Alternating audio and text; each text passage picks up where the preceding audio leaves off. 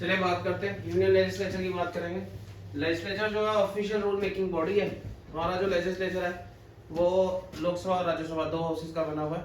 इसको bye cameral legislature बोलते हैं। बाय कैमरल का मतलब है दो हाउसेस। हमारे कॉन्स्टिट्यूशन ने parliamentary form of government adopt की है और चैप्टर 2 जो है पार्ट 5 का वो पार्लियामेंट के साथ डील करता है। We have bicameral legislature. Article 70 बोलता है there must be parliament of Indian union, ठीक है। और ये जो पार्लियामेंट है it is headed by the president. President is member of the parliament, he is not considered as MP but he is part of the parliament। उसको parliament का हिस्सा ही माना जाता है। प्रेसिडेंट के सिग्नेचर के बिना कोई भी चीज लॉ नहीं बन सकती, ठीक है जी। हमारे दो हाउसेज हैं। Lower house is called Lok Sabha, upper house is called Rajya Sabha. ये डायरेक्टली चोजन होती है। लोकसभा को जो चुनते हैं वो हम होते हैं। स्टेट्स की अपनी सीट्स हैं, उसके हिसाब से लोकसभा के लिए चुने जाते हैं और इसके लिए डायरेक्ट इलेक्शन होता है, हम पार्टिसिपेट करते हैं। राज्यसभा का जो इलेक्शन होता है वहां पे स्टेट असेंबलीज पार्टिसिपेट करती हैं, हम पार्टिसिपेट नहीं करते। सो स्टेट असेंबली में इलेक्शन होता है, सीट्स होती हैं उसके हिसाब से, और वहां से राज्यसभा के एमपी चुने जाते हैं। प्रेसिडेंट हाउस का पार्ट है but he doesn't sit in the proceedings of the house.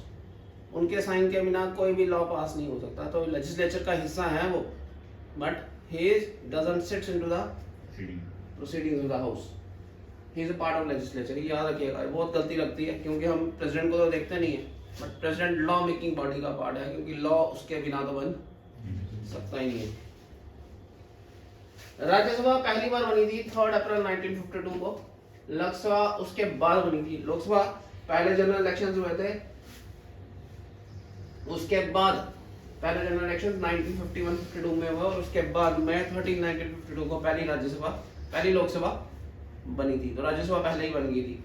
देखिए राज्यसभा जब पहली बार बनी ना, तो आपको पता है कि 1/3 members have to leave after 2 years. तो वहाँ वॉलंटरी लीव हुए थे। पहली राज्यसभा जब बन गई तो उसमें से 1/3 मेंबर क्योंकि सारे इकट्ठे चुने गए तो किसी ने तो छोड़ना था, तो 1/3 मेंबर्स ने वॉलंटरी छोड़ा था 2 साल के बाद। फिर 1/3 ने फिर 2 साल के बाद वॉलंटरी छोड़ा और उसके बाद ये रिदमिक फॉर्मेट में आ गई। और अब हर 2 साल के बाद, दोबारा बता दूंगा, हर 2 साल के बाद 1/3 मेंबर्स का इलेक्शन आ जाता है और जो मेंबर बनता है उसका 6 साल के बाद आता है। मैं इसको अगर आप बोर्ड में समझना चाहें तो समझाने की कोशिश करता हूँ। देखिए राज्यसभा में आप मान लीजिए 3 ब्लॉक्स में डिवीजन हो गया हुआ है, जिसमें से एक ब्लॉक के तब 2 साल पूरे होते हैं, तो दूसरे ब्लॉक के 4 साल पूरे होते हैं और तीसरे के 6 साल पूरे होते हैं। जिसके 6 साल पूरे हो जाते हैं उसका इलेक्शन हो जाता है। इसका इलेक्शन हो जाएगा और ये नए रिप्लेसमेंट आ जाएगी इसमें। ये नए लोग हो जाएंगे जिनके 0 ईयर हो गए, इन्हीं का सिर्फ इलेक्शन होगा, ठीक है। 2 साल जब बीतेंगे इसके 4 हो जाएंगे, इसके 6 और इसके 2 हो जाएंगे, फिर सिर्फ इनका इलेक्शन आएगा। ये इलेक्ट होंगे, ये नए आ जाएंगे, फिर 2 साल बीतेंगे, ये 6 हो जाएंगे, ये 2, ये 4 हो जाएंगे, सिर्फ इनका इलेक्शन होगा। फिर 2 साल बीतेंगे, ये 2 साल, ये 4 साल, ये 6 साल, बिल्कुल वापस सीक्वेंस आ गया। सो हर 6 सालों में ये ऑर्डर वापस आ जाता है और फिर इसी का इलेक्शन होगा दोबारा। तो राज्यसभा का टर्म जो है वो इनफाइनाइट है, पर जो मेंबर बनता है राज्यसभा का उसका टर्म जो है वो 6 साल है। हर 2 साल में इलेक्शन होते हैं और 1/3 मेंबर्स जो है हर 2 साल में चेंज हो जाते हैं। आइडिया हो गया जी आप? ठीक है।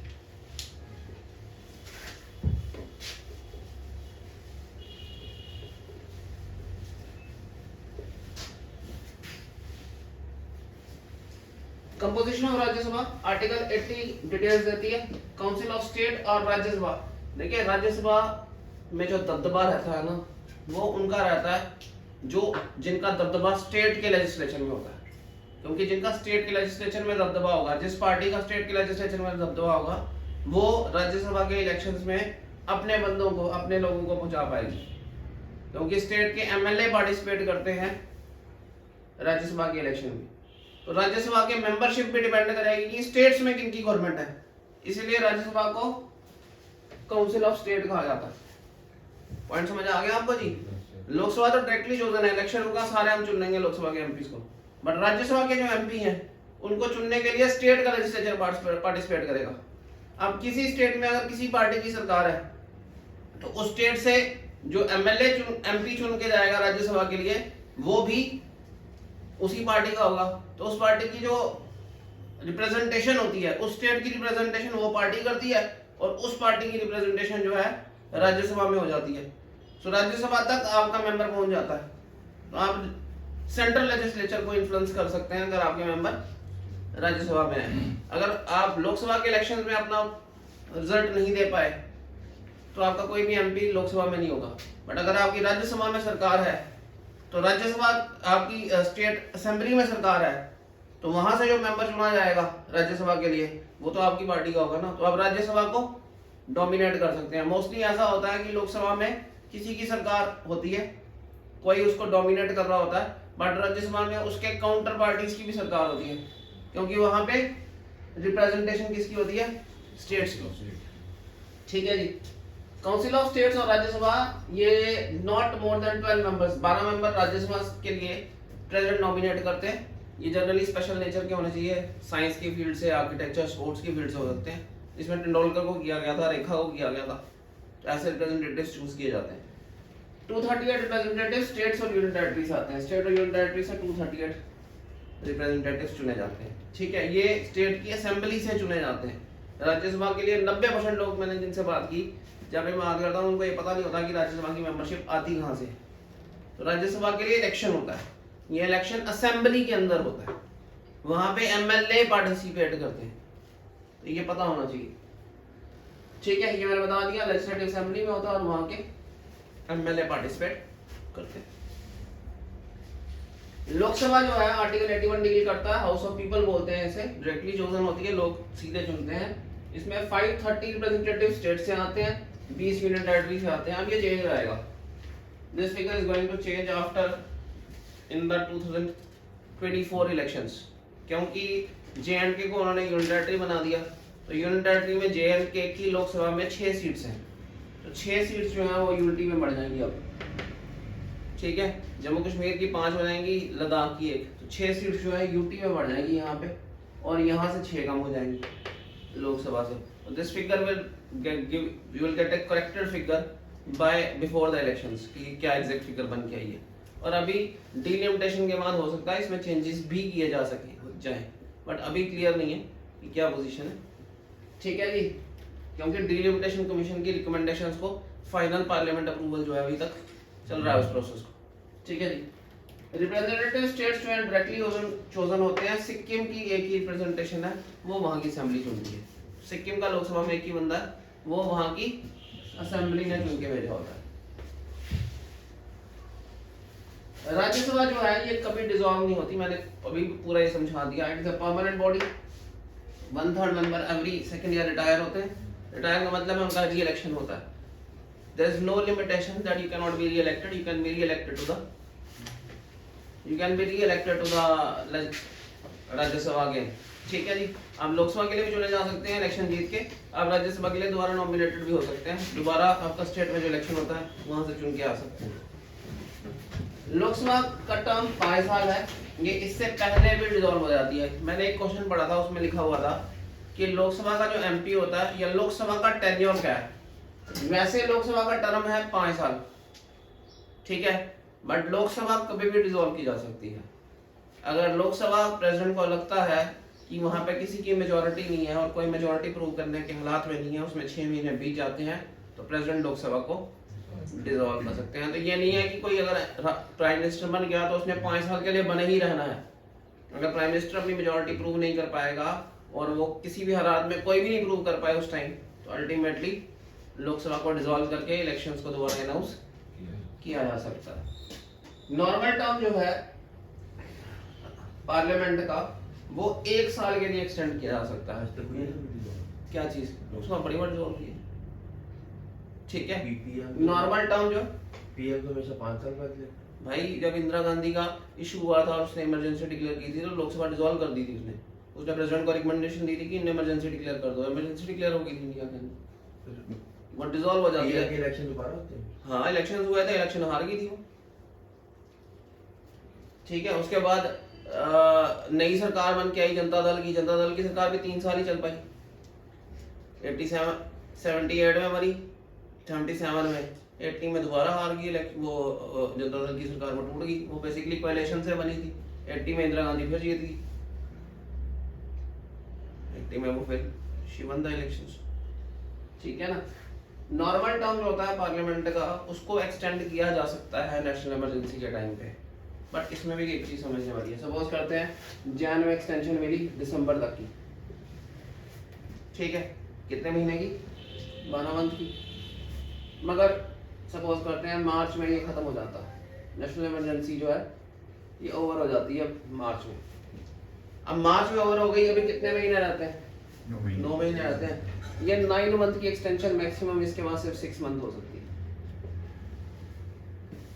सो नेशनल इमरजेंसी के टाइम पे एक्सटेंशन 1 ईयर का मिल सकता है, but if national emergency ceases खत्म हो जाए तो उसके बाद जो एक्सटेंशन है वो मैक्सिमम 6 महीने का ही रहेगा। पॉइंट समझ आ गया जी? ठीक।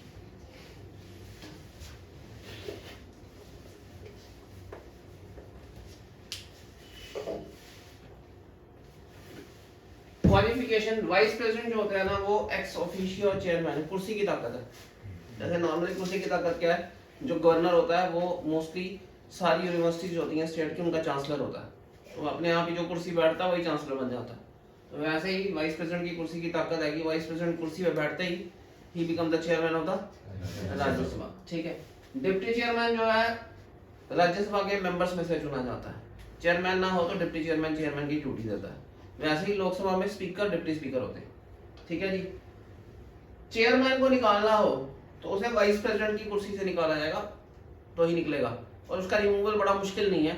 उसके लिए एक बिल लाना पड़ता है राज्यसभा में, जिसे सिंपल मेजोरिटी से, पास बाय मेजोरिटी का मतलब है सिंपल मेजोरिटी से, उसे राज्यसभा पास कर दे, फिर लोकसभा भेजते हैं, लोकसभा पास कर दे तो he will be removed as a vice president. तो उसी कुर्सी से निकल गया तो चेयरमैन की कुर्सी से भी निकल गई। राइट, ठीक है। या ये यही लिखा हुआ है, चेयरमैन तभी जाएगा जब वो वाइस प्रेसिडेंट की कुर्सी से जाएगा।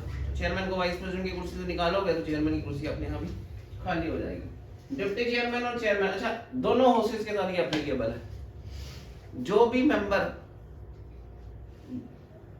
हेड है, जैसे लोकसभा के हेड स्पीकर होते हैं, स्पीकर नहीं आया उस दिन डिप्टी स्पीकर हेड होंगे। राज्यसभा के हेड कौन है? Chairman, vice president. वो नहीं है ना वाइस डिप्टी चेयरमैन। इनमें से किसी का भी रिमूवल प्रोसेस चल रहा हो, उसको निकालने का प्रोसेस चल रहा हो, तो वो उस दिन मीटिंग का हेड नहीं हो सकता। अब स्पीकर का रिमूवल चल रहा है, उसको हटाना है, तो स्पीकर अपनी कुर्सी पे बैठ के, मेरा रिमूवल चल रहा है, मैं ही मेन कुर्सी पर बैठ गया हूँ, वो नहीं हो सकता। जो जिसका रिमूवल चलेगा वो मेन कुर्सी पर नहीं बैठ सकता, यानी वो उस मीटिंग का हेड नहीं हो सकता। ये दोनों में एप्लीकेबल है। तो जब उसका रिमूवल कंसीडर किया जा सके तो वो प्रिजाइड नहीं कर सकते उस मीटिंग को, यानी उस प्रोसेस को, कि वो हेड नहीं हो सकते। लोकसभा, प्रिजाइडिंग ऑफिसर लोकसभा का है वो स्पीकर होता है, और ये इलेक्ट किया जाता है उन्हीं मेंबर्स के बीच में से। याद रखिएगा, जो स्पीकर होता है ना, नई लोकसभा जब बन के आती है तो स्पीकर बन के नहीं आया होता, स्पीकर चुना जाता है, ये इलेक्ट किया जाता है। तो क्या करते हैं, जब नई लोकसभा बनती है तो उसके बाद ना वो सबसे सीनियर मेंबर जो होता है, सीनियरिटी को चुनने का जो प्रिंसिपल है ना, ये फ्रेंच सिस्टम के हिसाब से, फ्रांस में ऐसा होता था, हमने भी वहीं से ले लिया। जो सबसे सीनियर मोस्ट मेंबर होता है उसको हम चुन लेते हैं टेम्परेरी स्पीकर। इसको बोलते हैं प्रो टेम स्पीकर। क्या बोलते हैं? प्रो टेम स्पीकर जो होता है वो इलेक्शन करवाता है स्पीकर के, उसको चुनता है। जब वो चुन लिया जाता है तो फिर स्पीकर को बिठा के उसकी ड्यूटी खत्म हो जाती है। ठीक है। डिप्टी स्पीकर और स्पीकर्स वहीं से चुन जाते हैं। स्पीकर ना हो तो डिप्टी स्पीकर, स्पीकर की कुर्सी पे बैठ के वही प्रिजाइडिंग ऑफिसर वाला काम करता है। ठीक है।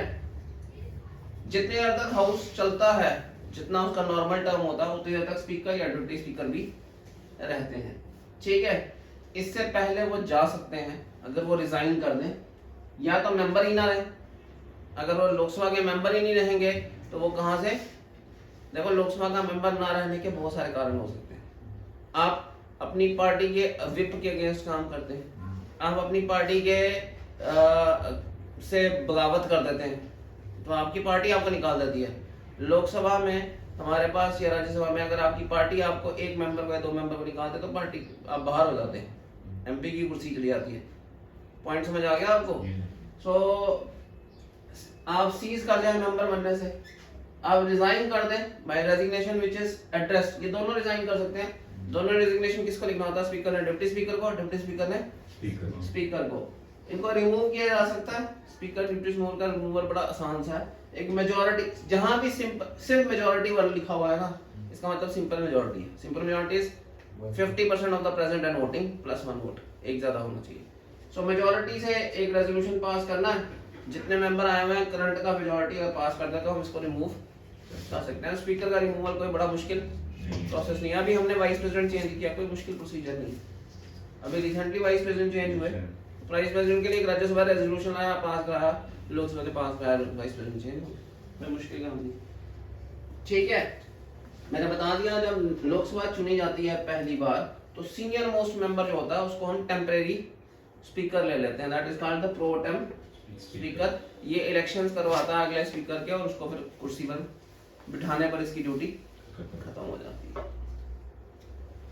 ये सैलरी चेंज हो गई है, इनकी फिगर्स हम जो करंट फिगर्स हम नेक्स्ट क्लास में डिस्कस करेंगे। Power of a speaker, speaker बड़ी पावरफुल पोजीशन है। स्पीकर की पोजीशन बड़ी पावरफुल है। लोकसभा को मेंटेन करने की सारी ताकत लोग स्पीकर के पास है। स्पीकर किसी को उठा के बाहर फेंक देना हाउस से तो आप कुछ नहीं कर सकते। सो हाउस का ऑर्डर मेंटेन करना स्पीकर की रिस्पॉन्सिबिलिटी है। प्रिजाइडिंग ऑफिसर है ये लोकसभा का, ठीक है। ये हर उस मीटिंग का प्रिजाइडिंग ऑफिसर है जिसमें ये इसका रिमूवल ना चल रहा हो, तो इसका रिमूवल ना चल रहा हो, बाकी सारी मीटिंग का ये प्रिजाइडिंग ऑफिसर हो सकता है। हाउस का ऑर्डर मेंटेन करना इसके अंदर आता है। इसकी कही हुई कोई भी कंडक्ट की एक्शन हाउस के अंदर, कोई बदतमीजी कर रहा है और ये उसको उठवा के बाहर फेंकवा देता है मार्शल्स को बोल के, वो इस पे मानहानि का, उसको बोल देता है तू नालायक है, तो वो इस पे मानहानि का दावा नहीं कर सकता। तो हाउस का ऑर्डर मेंटेन करते टाइम ये किसी की जुरिस्डिक्शन, किसी कोर्ट की जुरिस्डिक्शन में नहीं आता, तो इसकी कही हुई कोई भी बात किसी कोर्ट की जुरिस्डिक्शन में नहीं आती है, ठीक है। कोई बिल, मनी बिल है या नहीं, मैंने बताया था आपको टैक्सेस के घटाने बढ़ाने का बिल, कंसोलिडेटेड फंड से पैसा लेने का बिल जो होता है वो मनी बिल होता है। गवर्नमेंट के खर्चे का बिल, आपने पैसे खर्चने गवर्नमेंट ने, वो मनी बिल है। देसी लैंग्वेज में यही बोलते हैं। मनी बिल जो है जब भी आता है, मैंने बताया था it comes on the recommendation of the president, और ये बिल है या नहीं है, कोई बिल मनी बिल है या नहीं वो डिसाइड करते हैं स्पीकर। तो बिल मनी बिल है या नहीं वो स्पीकर डिसाइड करते हैं। कुछ ऐसे बिल्स होते हैं जो एक हाउस पास कर देता है, दूसरा हाउस उसे अटका देता है, दूसरा हाउस उसे पास ही नहीं करता। और ऐसा बिल अगर दूसरे हाउस के टेबल पे 6 महीने तक पड़ा रहे, नहीं पास करे दूसरा हाउस, तो ऐसे बिल पे हम दोनों हाउसेस को बिठा के जॉइंट सेशन करा सकते हैं। आज तक इंडिया में 3 बार जॉइंट सेशन हुआ है। जॉइंट सेशन जो है उसका हेड भी स्पीकर होता है। So who is the presiding officer of the joint session? Speaker. समझ आ गया जी आपको? डिप्टी स्पीकर, अच्छा स्पीकर के साथ ना लिमिटेशन भी हैं। जो बंदा स्पीकर चुना जाता है ना, it is assumed that he becomes a non party member. अपनी पार्टी के डे टू डे एक्टिविटीज में नहीं जा सकता, उसके फंक्शंस में नहीं जा सकता, उसकी प्रोपोगेशन में नहीं जा सकता, पार्टी की मीटिंग्स नहीं अटेंड कर सकता, पार्टी को प्रोपोगेट भी नहीं कर सकता। तो becomes assumed that he becomes a non party member, उसका पार्टी से रिलेशन खत्म हो जाता है। डिप्टी स्पीकर जा सकता है। डिप्टी स्पीकर के पास अथॉरिटीज हैं कि अपनी पार्टी को रिप्रेजेंट कर सकता है, बट स्पीकर नहीं कर सकता। स्पीकर की एब्सेंस में डिप्टी स्पीकर प्रिजाइड करता है, बजट कमेटी का चेयरमैन होता है, ये अपनी पार्टी के पॉलिटिक्स में पार्टिसिपेट कर सकता है, डिप्टी स्पीकर कर सकता है, ठीक है।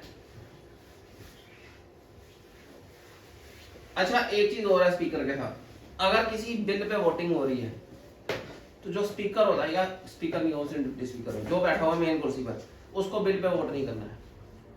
सो जो भी मीटिंग चल रही है उस मीटिंग पर अगर वोटिंग होती है किसी बिल के ऊपर, तो स्पीकर या डिप्टी स्पीकर जो भी मेन कुर्सी पर बैठा होगा उसे उस बिल पर वोटिंग नहीं करनी है। पॉइंट समझ आ गया?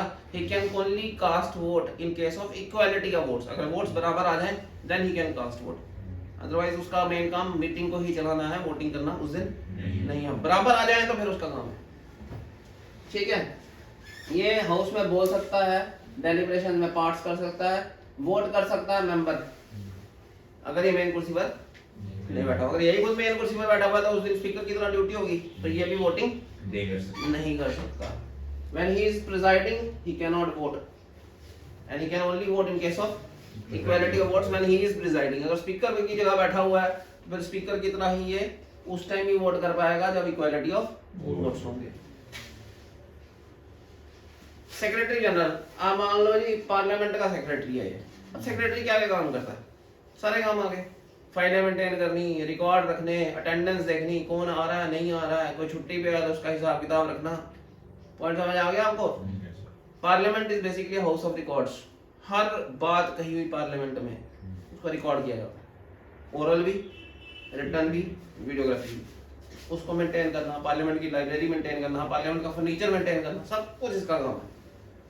सम्मन्स भेजना, कोई नहीं आ रहा, कोई बिल्स के सम्मन्स भेजने हैं, कोई किसी को कोई और प्रोसेस करना है। अच्छा कोई कंप्यूटर कोर्स ही कराना है, किसी एमएलए को लिस्ट को उनको नहीं आता है, उनको कोई टेक्नोलॉजी नहीं लगाई है पार्लियामेंट में, उसके बारे में कोई समझाना है, उसको उसके लिए कोई कोर्स कराना है, कोई काम करना है, उसकी अरेंजमेंट करना कराना, वो सब इसका काम है। तो सेक्रेटरी के सारे काम ये करता है। बहुत सारे जगहों पे ऑन बिहाफ ऑफ जो स्पीकर होते हैं वहाँ सिग्नेचर्स कर रहे होते हैं, वो सेक्रेटरी करता है, तो उसके सेक्रेटरी के सिग्नेचर चलते हैं। ये पॉलिटिक्स के साथ कंसर्न नहीं है, सिविल सर्विसेज होते हैं, सर्वेंट्स होते हैं, पॉलिटिक्स के साथ कंसर्न नहीं है। ये चूज किया जाता है, अपॉइंट करता है स्पीकर, ठीक है, उनमें से जिन्होंने पार्लियामेंट में काफी ड्यूटीज दी हुई हैं, अलग अलग जगहों पे ड्यूटीज दी होती हैं। इसके एक्शंस डिस्कस नहीं होते हैं, इसने क्या लिख लिया क्या नहीं लिखा ये डिस्कस नहीं कर सकते। Exams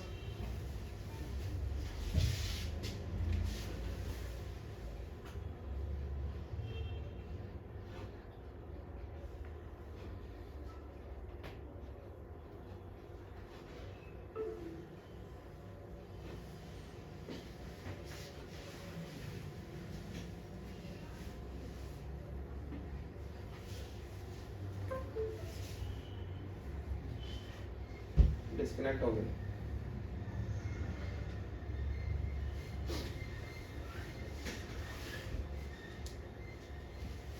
He is not concerned with politics के साथ, पॉलिटिशियन नहीं होता ये सिविल सर्वेंट है, ठीक है जी। ये किसी इसके एक्शंस जो है ये डिस्कस नहीं होते हैं कोर्ट के अंदर, ठीक है।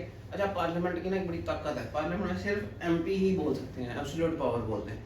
इनको बोलने की अथॉरिटी भी बहुत कम लोगों के पास पार्लियामेंट ने दी है। जैसे अटॉर्नी जनरल बोल सकते हैं, वो लॉयर होते हैं सेंट्रल गवर्नमेंट के, ठीक है, उनसे कोई एडवाइस मांगता है, लीगल एडवाइस, तो वो पार्लियामेंट में आके बोल सकते हैं। अदरवाइज बड़े लिस्टेड लोग हैं जिनको अथॉरिटी है पार्लियामेंट के अंदर बोलने की। ऐसे मैं जाऊंगा पार्लियामेंट में बोलना चाहूँ तो मेरे पास कोई अथॉरिटी नहीं, सिर्फ एमपीज के पास पावर होती है। पॉइंट समझ आ गया? Is only answerable to speaker, हर बंदा वो जवाबदारी नहीं है इसकी, he is answerable to speaker only. He advised Speaker, House and members on parliamentary functions. Parliament की जो डिटेल्स हैं, क्या लगता है क्या नहीं प्रोसीजर है, कुछ भी एडवाइस लेंगे तो he is answerable to, he can give advice to these people. Parliament के रिकॉर्ड बनाना, प्रॉपर्टी होता है parliament, library, research, information services, सब इसके अंडर आता है। समन्स देता है प्रेसिडेंट के बिहाफ पे मेंबर्स को सेशन अटेंड के लिए। स्पेशल सेशन लगाते हैं, कोई नॉर्मल सेशन है, विंटर सेशन शुरू होना है 13 तारीख को, उसकी डिटेल्स, उसके समन्स भेजने सबको, वो सारा काम इसी का आता है, ठीक है। ऑथेंटिकेट बिल करता है इन एब्सेंस ऑफ स्पीकर, जो जर्नल्स बनाता है, वर्बल रिकॉर्ड्स बनाता है हाउस के, स्टडी कोर्सेज सेमिनार्स वगैरह अरेंज करता है। हमने बता दिया कि सारा काम इसी का। Conduct of the business of house, her parliament के मेंबर को ओथ लेनी होती है बिफोर द प्रेसिडेंट, आर्टिकल 99 में, ठीक है जी। सारे क्वेश्चन सिटिंग के, क्वेश्चन का मतलब है क्या करना है नहीं करना है, बिल्स ही होते हैं। सारे क्वेश्चन जो सिटिंग में होंगे वो मेजॉरिटी ऑफ द वोट्स, यानी वोटिंग ही होगी उसके ऊपर। हाँ कि बहुत जगहों पे क्या करते हैं, हर के लिए वोटिंग बटन्स नहीं दबाने होते, या पहले लिख के देना पड़ता था, अब बटन्स लगे हुए थे, उसे उसमें वॉइस वोट भी होता है। वो बोलता है करना है, आवाज आती है हाँ, हाँ की आवाज ज्यादा है, वो बोलते हैं जी वॉइस वोट से हाँ कर दिया इन्होंने, ठीक है इसको मान लिया गया, इसको वॉइस वोट बोलते हैं। तो वो सारे बिल्स में वॉइस वोट भी होता है। अगर आपको लगता है कि वॉइस वोट वो जनरली स्पीकर डिसाइड करता है। अगर आपको लगता है कि नहीं वॉइस रिकॉर्ड हमारे फेवर में आई है तो उल्टा वाला हाँ कर रहे हैं, तो आप वोटिंग करवा सकते हैं, फिर वोटिंग करवा लेता है स्पीकर, उसमें कोई प्रॉब्लम नहीं। पॉइंट समझ आ गया आपको? बट जनरली वॉइस वोटिंग की जरूरत पड़ती नहीं है, वॉइस वोट में इतनी आवाज में फर्क होता है कि स्पीकर को पता चल जाता है। अगर कोई स्पेसिफिकली एमपी आके बोलता है नहीं वोटिंग करवानी है तो फिर वोटिंग करवाई जाती है। ठीक है जी। हर क्वेश्चन जो सेटिंग पे होगा उसे majority of the votes present and voting से डिसाइड किया जाएगा। ये सिंपल मेजॉरिटी होगी। स्पीकर और चेयरमैन जो होते हैं उन्हें फर्स्ट इंस्टेंट पे वोटिंग नहीं करनी होती है, सिर्फ इक्वालिटी ऑफ वोट्स पे ही वोटिंग करनी होती है। अगर कोई इंसान ऐसा वोट कर जाए जिसकी अथॉरिटी नहीं है, ठीक है, तो भी प्रोसीडिंग वैलिड रहती है, उसको कैंसिल नहीं करते, उसको फाइन शाइन होता है, ठीक है, बट प्रोसीडिंग वैलिड रहती है। ठीक है, जनरली ऐसी गलती होती नहीं है, उनके पास पूरा रिकॉर्ड होता है किसने किसने साइन। वॉइस वोट में नहीं हो सकता, बट ऐसे वहां के पार्लियामेंट के अंदर किए गए वोट जो होते हैं ना, वो सीक्रेट बैलेट नहीं होते, पता चलता है कि किसने किया। पार्लियामेंट में क्या है, अगर आप ध्यान से देखेंगे तो जहां स्पीकर या चेयरमैन बैठते हैं उनके पीछे बोर्ड्स लगे हुए हैं। वो बोर्ड्स में उनमें डब्बियां से आपको दिखेंगे, ऐसे डब्बे डब्बे बने हुए हैं। वो हर डब्बा जो है ना वो एक सीट को रिप्रेजेंट करता है। जिसने जो बटन दबाया होता है वो वाली लाइट उस सीट पे जलती है। वो दूर से दिख जाता है कि कितने, अगर ग्रीन ज्यादा चल रहे हैं तो इसका मतलब यस की तरफ है, अगर रेड ज्यादा चल रहे हैं तो इसका मतलब है। और वो कंप्यूटराइज्ड होता है, उसी टाइम काउंटिंग वो क्या जाती है, अपने आप ही बटन दबाते ही काउंटिंग हो जाती है। तो वो इतना मुश्किल प्रोसेस नहीं है, इतने बड़े देश के लिए इतनी सी कंप्यूटराइजेशन करना कोई मुश्किल काम थोड़ी है। तो हुआ वैसा सब कुछ, तो जनरली ऐसी गलतियां नहीं होती हैं। कोरम होता है कम से कम कितने हो, देखो जी 552 सीट्स हैं, 545 लगी हुई, सपोज सिर्फ 15 बंदे आते हैं, ठीक है, एक दिन बाकियों के दरवाजे बंद करा दिए जाते हैं, किसी को आने नहीं दिया जाता, ठीक है। और उन 15 बंदों में से 8 बंदे हाँ कर देते हैं, बिल पास रहता है, और 15 के 15 सिर्फ कांग्रेस के आते हैं। उस दिन बीजेपी को आने नहीं दिया जाता, और 15 बंदों में से हाफ 8 बंदे हाँ करके 9 बंदे हाँ करते हैं और वो बिल पास हो जाता है। पॉइंट समझ आ गया आपको? ये नहीं हो सकता। लिखा हुआ है कम से कम 1/10 से नीचे अगर आए तो उस दिन पार्लियामेंट का काम माना ही नहीं जाता, उस दिन छुट्टी मान ली जाती है। जैसे हम बोलते हैं जी 15 की क्लास है, अगर 5 बच्चे आएंगे हम पढ़ाएंगे नहीं, ये वही हो गया। पॉइंट समझ आ गया आपको? तो अगर 10% से कम लोग आए, 1/10 इज 10%, अगर 10% से कम लोग आए तो उस दिन का काम वैलिड नहीं माना जाता है। That is called quorum. ये लोकसभा राज्यसभा दोनों के लिए 10% ही है, 1/10 ही है, ठीक है। कोई बिल राज्यसभा से पास हुआ, ठीक है, और लोकसभा जाने से पहले लोकसभा डिसॉल्व, राज्यसभा तो डिसॉल्व होती नहीं है, लोकसभा जाने से पहले लोकसभा डिसॉल्व हो जाती है, तो बिल डिसॉल्व नहीं होता, बिल वैलिड रहता है। हाँ, बिल को पास करने के लिए ऑपोजिशन पार्टी की आएगी कहाँ पे? अभी आपने बोला, मैं एग्जांपल दे रहा हूँ कि कांग्रेस क्या करवाती है, मैं एक सिचुएशन दे रहा हूँ कि गवर्नमेंट इस टाइम बीजेपी की है, कांग्रेस क्या करवाती है, गड़बड़ करके कि उस दिन बीजेपी को पहुंचना ही नहीं देती, और वो 20-22 लोग आके उसमें से इलेक्शन करा लेते हैं, तो वैलिड इलेक्शन नहीं माना जाता, क्योंकि इलेक्शन बिल के कराने के लिए, वोटिंग कराने के लिए हाउस में कम से कम 50% बंदे होने चाहिए। 552 का ऑलमोस्ट हो गया 50 लोग, 50 लोगों से कम, 55 लोगों से कम होंगे तो हाउस का काम उस दिन माना ही नहीं जाता। देखो जी, एमपी स्टेट जो होते हैं जगह अपनी स्टेटों के होते हैं, एमपी भी किसी स्टेट का, एमपी को अपनी स्टेट को भी रिप्रेजेंट करना, उसने अपनी स्टेट में भी जाना, उसने हाउस भी देखना है। तो हो सकता है कई बार क्या होता है, स्टेट में कोई बहुत ज्यादा इमरजेंसी काम होते हैं तो एमपीज नहीं पहुंच पाते हैं। अगर ऐसी सिचुएशन हो कि बहुत सारे एमपी उस दिन ना आए, तो ये कम से कम कितने आए हैं कि हाउस का काम माना गया, वो भी तो एक लिखना पड़ेगा ना। 5-6 लोग आके मैं अपना हाउस चला लेंगे, वो थोड़ी होगा। तो कम से कम कितने आए होंगे हाउस का काम माना जाएगा, उसको बोलते हैं कोरम। मैंने अभी एग्जांपल दी कि मेरी 50 की क्लास है, मैं बोलता हूँ 5 से कम ना होकर पढ़ाऊंगा नहीं, वही हो गया कोरम। पॉइंट समझ आ गया जी आपको? ठीक है, मैंने बता दिया राज्यसभा कभी डिसॉल्व नहीं होती। तो कोई बिल राज्यसभा से पास हो जाए, लोकसभा गया नहीं हो और लोकसभा डिसॉल्व हो जाए, तो नई लोकसभा काम करेगी, राज्यसभा ने तो काम किया होगा ना, राज्यसभा तो वही है। बट कोई लोकसभा से बिल पास हो, राज्यसभा जाए और लोकसभा डिसॉल्व हो जाए, तो बिल भी गया, फिर नई लोकसभा को उस बिल को प्रोसेस करना पड़ेगा, क्योंकि जिसने बिल बनाया था वो तो चले गए, तो बिल की वैलिडिटी खत्म हो गई। पॉइंट समझ आ गया जी आपको? ये बड़ा इंपॉर्टेंट क्वेश्चन है, ये जनरल लोगों को पता नहीं होता। ऑर्डिनरी बिल होता है नॉर्मल बिल्स, जो नॉर्मल लॉज बनाए जाते हैं, ऑर्डिनरी लॉज, उनको ऑर्डिनरी बिल में लाया जाता है। ऑर्डिनरी बिल जो है इसके लिए सिंपल मेजॉरिटी चाहिए होती है, that is 1/2 of the present and voting. ये किसी भी हाउस में लाए जा सकते हैं। 3 स्टेजेस में पास होते हैं इनको, फर्स्ट रीडिंग, सेकंड रीडिंग और थर्ड रीडिंग बोलते हैं। फर्स्ट रीडिंग में बिल को मोशन में लाया जाएगा, इंट्रोड्यूस किया जाएगा, ठीक है। गवर्नमेंट भी कर सकती है, कोई प्राइवेट मेंबर, कोई और करा तो प्राइवेट मेंबर बिल बोलते हैं, कोई और भी कर सकता है। गवर्नमेंट जो बिल लाए उसके जीतने के चांसेस ज्यादा होते हैं क्योंकि उसके पास मेजॉरिटी होती है, ठीक है। बिल को कंसिडर किया जाता है, इसे किसी सिलेक्ट कमेटी को भेज सकते हैं, कोई जॉइंट कमेटी बना के उनको भेज सकते हैं, ठीक है। इसे न्यूज़पेपर मैगजीन में भी डाला जा सकता है, लोगों से पूछा जाता है, ठीक है। लोगों से पूछा जाता है कि आपके साथ अगर इसके ऊपर कोई एक्सपीरियंस हुआ है तो आप बताओ। मैंने एक बिल पढ़ा था, काफी पुरानी बात है, बट एक बिल पढ़ा था, न्यूज़पेपर के अंदर आया हुआ था, पार्लियामेंट ने इशू किया था।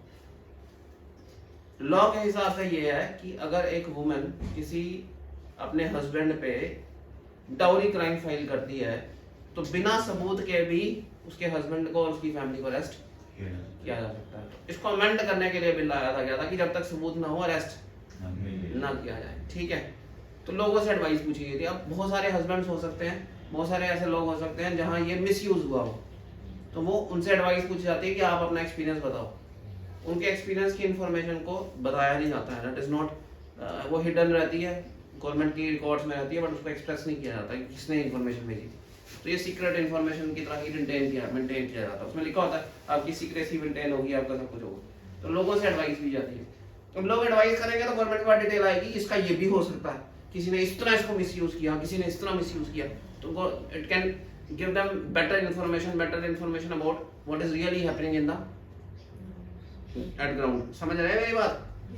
तो ये गवर्नमेंट इसको सर्कुलेट कर सकती है इलेक्ट्रिक मीडिया में या न्यूज़पेपर्स में, और वहां उनसे एडवाइस मांग सकती है। तो न्यूज़पेपर में पूछा गया था कि दिया हुआ एड्रेस, इस एड्रेस पे आप अपनी ईमेल कर दो या डिटेल्स अपनी भेज दो, वहाँ सीक्रेट रखा जाएगा, सब कुछ लिखा हुआ है। तो इस तरह के जब बिल्स आते हैं तो पब्लिक से एडवाइस पूछी जा सकती है कि क्या देनी। सेकंड रीडिंग जो होती है इसमें क्लॉज बाय क्लॉज, देखो फर्स्ट रीडिंग में बिल सब एमपीज के हाथ में आ जाता है, फर्स्ट रीडिंग में उसकी कॉपी सबको मिल जाती है, पब्लिक के व्यू में भी आ जाता है। उसके बाद सेकंड रीडिंग तक जो टाइम होता है उसके बीच में वो उसके ऊपर क्लॉज बाय क्लॉज वो भी स्टडी कर लेते हैं, उसके ऊपर वो भी उसकी चेंजेस लाने हैं तो चेंजेस बताते हैं, ये चेंज, ये पॉइंट जो है इसको चेंज कर दो, इस पॉइंट में ये ऐड कर दो, अच्छा आपने जो इंक्लूड किया उसमें इनको नहीं इंक्लूड किया, इसको इंक्लूड कर दो। तो ये जो अमेंडमेंट्स होती हैं ये क्लॉज बाय क्लॉज डिस्कस भी होती हैं और वो अमेंडमेंट्स भी वहां पे फिर उसके बाद बताई जाती है। तो पार्लियामेंट पूरे के पूरे पॉइंट्स को पॉइंट टू पॉइंट डिस्कस करती है।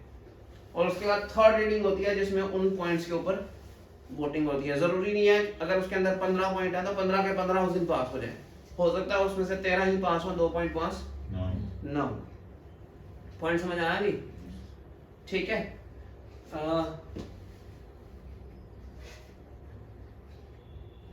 लोकपाल का जब बिल आया था ना, लोकपाल के लिए जब बिल आया तो कांग्रेस ने इंट्रोड्यूस किया था उसे, और उसमें राहुल गांधी ने एक पॉइंट रखा था, सारे पॉइंट रखे गए, एक पॉइंट राहुल गांधी ने रखा था कि Lokpal should be a constitutional body. Point समझ आ गया आपको? लोकपाल के जितने पॉइंट कांग्रेस ने रखे थे सारे पास हो गए, सिर्फ Lokpal should be a constitutional body पास नहीं हुआ, क्योंकि कॉन्स्टिट्यूशनल बॉडी का मतलब है you have to made amendment in the constitution, तो वो ऑर्डिनरी बिल से हटके अमेंडमेंट बिल बन जाता उतना हिस्सा। और अमेंडमेंट के लिए स्पेशल मेजॉरिटी चाहिए होती है, वो सिंपल मेजॉरिटी से पास नहीं होता, तो वो वाला पॉइंट नहीं पास हो पाया। बाकी लोकपाल के मेन सारे पॉइंट्स पास हो गए थे, तो वो सारे एप्लीकेबल हो गए। It will be a constitutional body, वो पार्ट नहीं बना। तो लोकपाल उसी तरह जैसे आईबी सीआईबी एक कॉन्स्टिट्यूशनल बॉडी है वैसे नहीं बन पाया। पॉइंट समझ आया आपको? Money bill, this bill deals with imposition और abolition of tax, ठीक है। Custody and maintenance of consolidated funds, contingency for the public accounts of India, audit of the accounts of union and the state, ये जो इसके bill आता है money bill होती है। देसी भाषा में बोल दो मनी बिल गवर्नमेंट के खर्चों का बिल है। अगर गवर्नमेंट ने 2000 करोड़ रुपए खर्चने हैं वो लेने कैसे हो? मनी बिल से लेने। अगर आप अपना खर्चा नहीं निकलवा पाओ तो इसका मतलब है आपकी आप रहने लायक ही नहीं। सो मनी बिल जो है इसके लिए जो मेजॉरिटी चाहिए वो लोकसभा में 1 सिंपल मेजॉरिटी चाहिए। सिंपल मेजॉरिटी में सरकार के पास होती ही है, तो सिंपल मेजोरिटी से लोकसभा में जितना खर्चा करेगी गवर्नमेंट निकलवा सकती है। पॉइंट समझ आ गया। ये बिल राज्यसभा जब भेजा जाता है तो राज्यसभा को 2 हफ्तों में 14 दिनों के अंदर इसको पास करना होता है। अगर लोग राज्यसभा कुछ अल्टरेशन भी करती है तो वो बिल मानना जो है वो एक तरह से लोकसभा के हाथ में ही है कि मानना या नहीं मानना। तो अल्टीमेटली मनी बिल पे सारी पावर किसके पास है? लोकसभा के पास। मनी बिल का ना पास होना इंडिकेट करता है कि गवर्नमेंट के पास मेजोरिटी नहीं है, गवर्नमेंट काम करने लायक नहीं। मनी बिल जनरली डिफीट नहीं होता है। पॉइंट समझ आ गया। इसके लिए कोई जॉइंट सिटिंग नहीं है। राज्यसभा की रिकमेंडेशन को एक्सेप्ट या रिजेक्ट करना है वो भी लोकसभा की मर्जी है।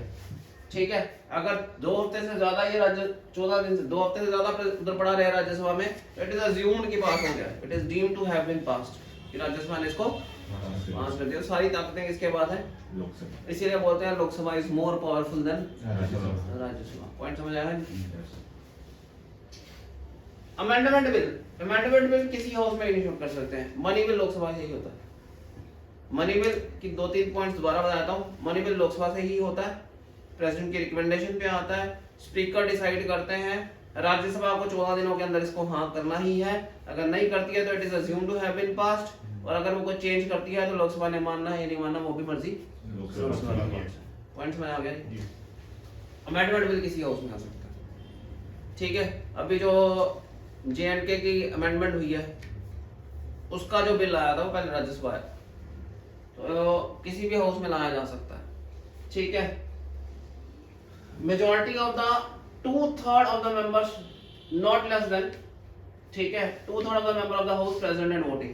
स्पेशल मेजॉरिटी चाहिए प्रेजेंट एंड वोटिंग का 2/3, प्रेजेंट एंड वोटिंग का 2/3। जॉइंट सीटिंग इस पर नहीं कराई जा सकती।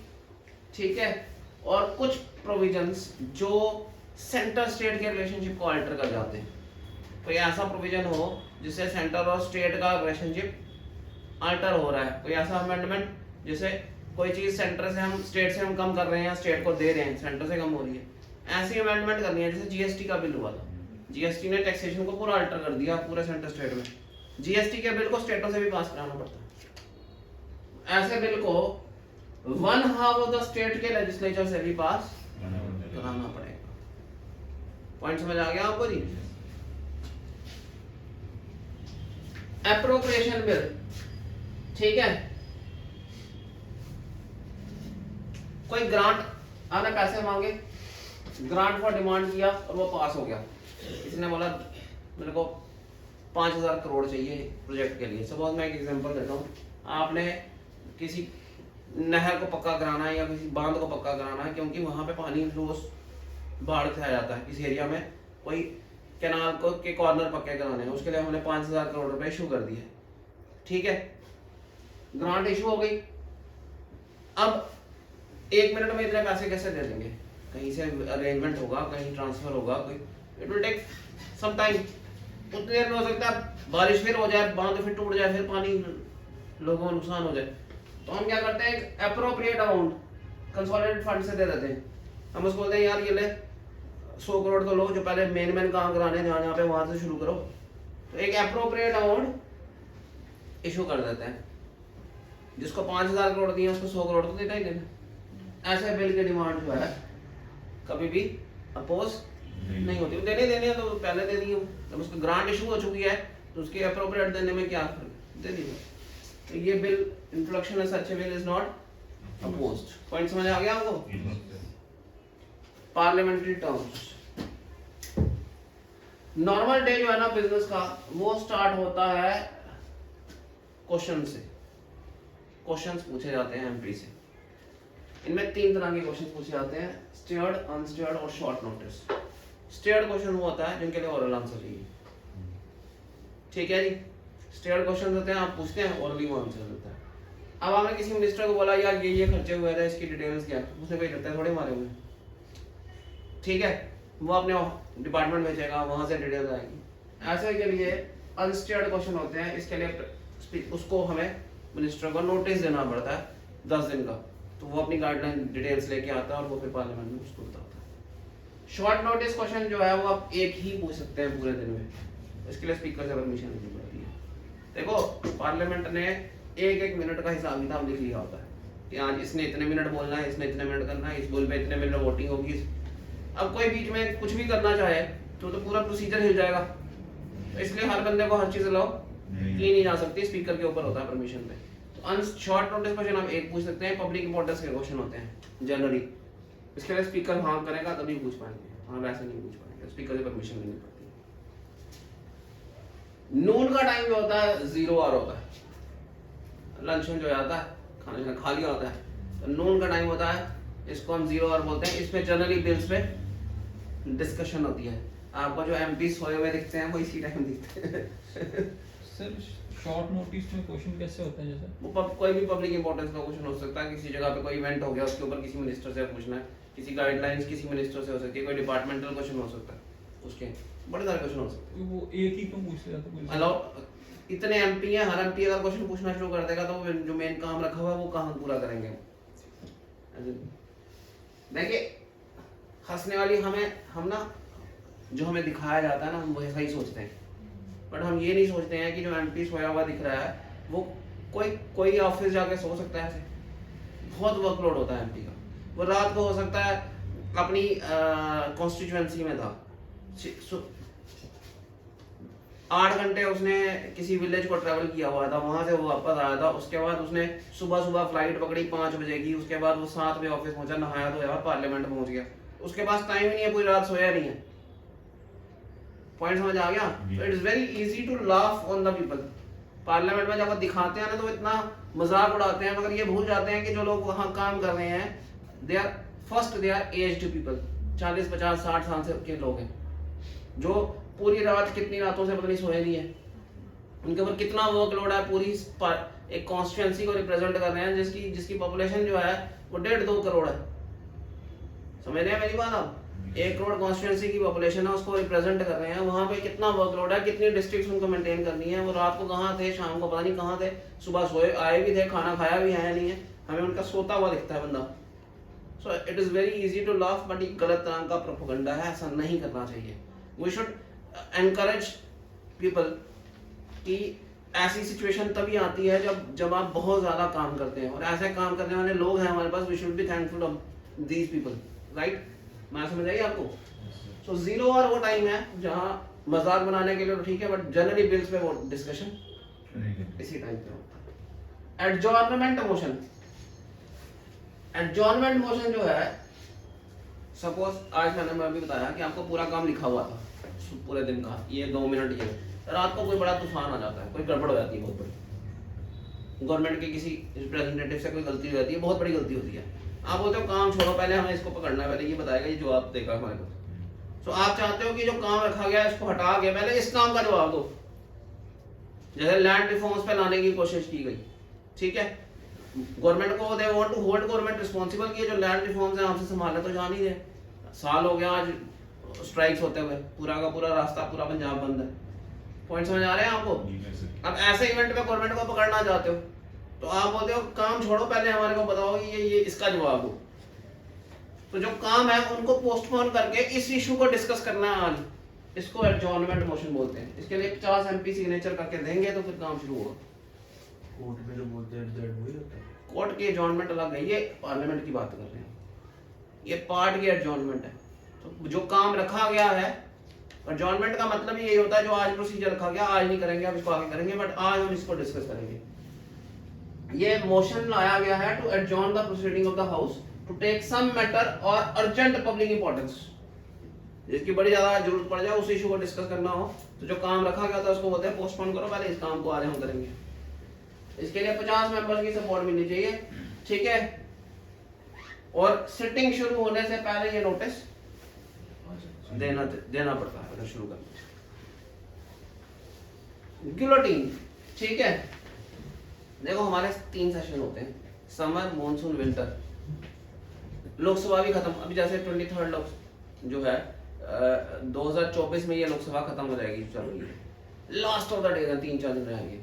3-4 लास्ट के दिनों में जो लास्ट काम करना है 3-4 दिन, उनमें किसी बिल पे वोटिंग नहीं हुई थी, एक हाउस ने कर दिया 10 मिनट का काम है, अभी वोटिंग हो जाएगी, काम खत्म हो जाएगा, ठीक है, किसी पे वोटिंग नहीं रहती है, किसी के सिग्नेचर्स नहीं रहते हैं, कोई लास्ट ऑफ द टाइम है ना वो जल्दी जल्दी काम खत्म करने की कोशिश करते हैं ताकि जो पेंडिंग काम है उसको मिनिमाइज ठीक है किया जा सके उसको बुलेटिन बोलते हैं। क्या बोलते हैं? कोरा मैंने बता दिया, it is 1/10 of the membership of the house. Next is vote on account. ठीक है, बजट के प्रेजेंट होने में और इतनी इसके अप्रूवल होने में जो डिफरेंस है, बजट सब में आ गया, अप्रूवल होते होते मार्च अप्रैल निकल गया, इतने ज्यादा खर्चा तो करना नहीं है। तो ये जो खर्चा किया जाता है, ये कंसोलिडेटेड फंड से पैसा निकालने की जो पावर मिलती है वो वोट ऑन अकाउंट होती है। समझ आ गया? मैंने बजट में 5,000 करोड़ रुपए रखे इसके लिए, ठीक है, मेरे को इन 2 महीनों में 200 करोड़ चाहिए थे, तो वोट ऑन अकाउंट ले लेते हैं। बजट के बाद जब 5,000 करोड़ अप्रूवल हो जाते हैं, 5,000 करोड़ जब अप्रूव हो गए, 200 करोड़ जो है वो वापस बैलेंस हो जाते हैं उसमें से।